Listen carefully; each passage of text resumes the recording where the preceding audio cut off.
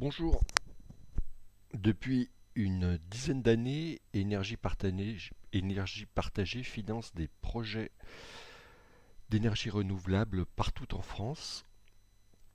Donc, sur le site énergie-partagée.org, vous pouvez voir les dernières réalisations. J'ai mis un lien vers la vidéo qui présente la construction de la centrale solaire d'Elby-Pélissier.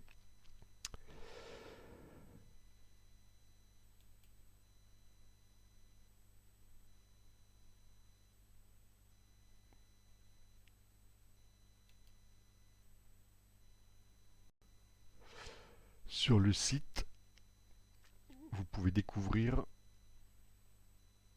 le projet qui se trouve le plus près de chez vous.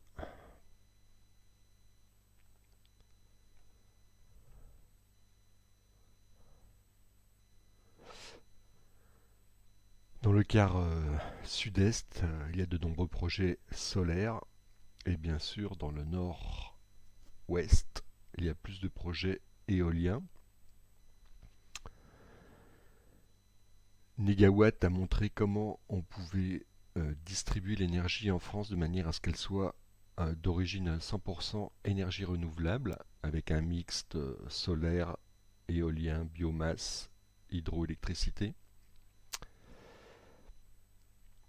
Il y a 36 000 communes en France et si chaque commune pouvait faire la, la mise en œuvre d'un projet énergie renouvelable, donc solaire dans le sud par exemple, eh bien ça ferait une énorme quantité d'énergie disponible et ça assurait en grande partie l'indépendance énergétique de notre pays.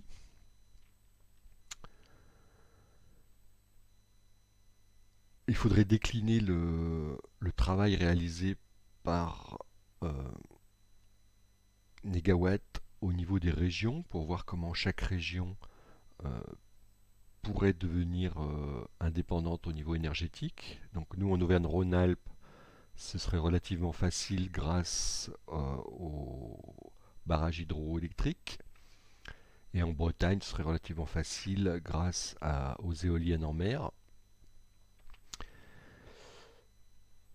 Le grand mérite d'énergie partagée est de construire des projets cas par cas, mais bien sûr, il faut aussi une planification au niveau national pour réfléchir au mixte. Le grand avantage du solaire, c'est que tant qu'on est en dessous de 35% de la production d'électricité en énergie solaire, toute l'énergie est consommée par le réseau et il n'y a pas besoin de batterie pour stocker l'électricité. Il y a quelques années également, l'organisme de Grenoble avait calculé qu'avec 10% du parc de voitures en voiture électrique, eh bien, il y a suffisamment de batteries pour pouvoir assurer la stabilité du réseau national, puisqu'en fait les voitures électriques sont des batteries sur roulettes. Pendant 80% du temps, 95% du temps, elles sont stationnées, elles ne consomment pas d'électricité, et en moyenne, euh, une personne fait 15 km aller-retour par jour pour aller travailler, et moins de 40 km par jour. Donc les capacités des voitures électriques peuvent servir à stabiliser le réseau. Il faut donc organiser tout ça et diviser ce travail en fractions pour que chacun puisse participer en y passant simplement 20 minutes par semaine. Eh bien c'est un sacré challenge que 20 minutes pour sauver la planète va essayer de réaliser. À bientôt.